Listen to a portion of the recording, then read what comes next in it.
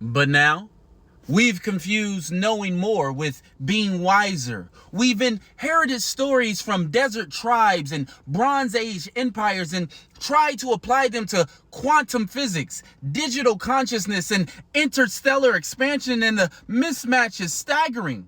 And yet, we cling. Not because these stories still work, but because we're too afraid to write new ones.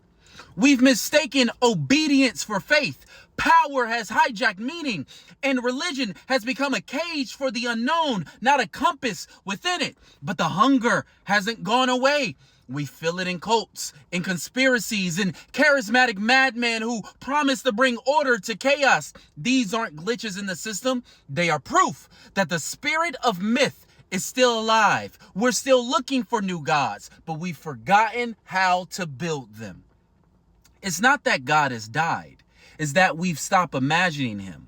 We've stopped mythologizing with integrity. We've stopped playing with the infinite like children once did with stars. And now we face the infinite with fear instead of creativity. The unknown demands new myths, not ones that demand worship, but ones that demand courage. Myths that don't shrink us into obedience, but invite us into meaning.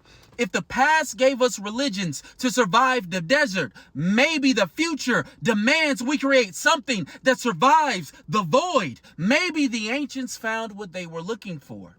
Maybe their gods answered the questions they needed answered. Maybe Jesus made sense in the first century. Maybe Yahweh made sense in the desert. Maybe the pantheons of Greece and Egypt make perfect sense to those still navigating morality without microscopes, telescopes, or algorithms. Maybe the gods of the past weren't wrong, they were just on time.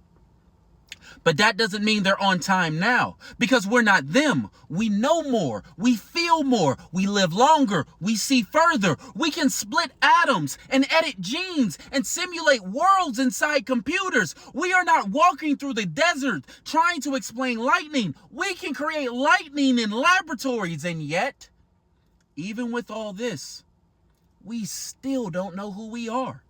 We still ache.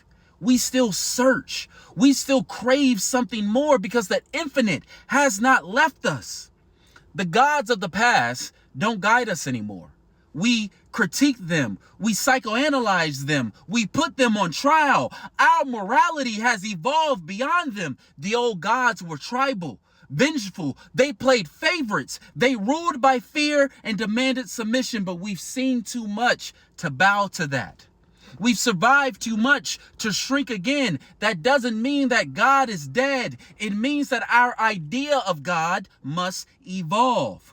God has always been the highest idea we could imagine. So maybe we're not supposed to inherit the same gods forever. Maybe each era is supposed to imagine its own. Maybe the gods of yesterday were scaffoldings, necessary structures while we built something deeper, and maybe now it's our turn.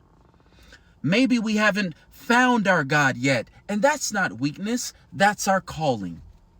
To reach for something worthy of this age. Not a God of war or hierarchy or guilt, but a God of vastness, of depth, of becoming. A God that reflects the infinitude of the universe and the uncharted potential within us. Not a story we are forced to accept, but a story we are brave enough to write. This is the era of expansion, the age of creation. It's time we start imagining God to grow with us and not gods that demand we stay small.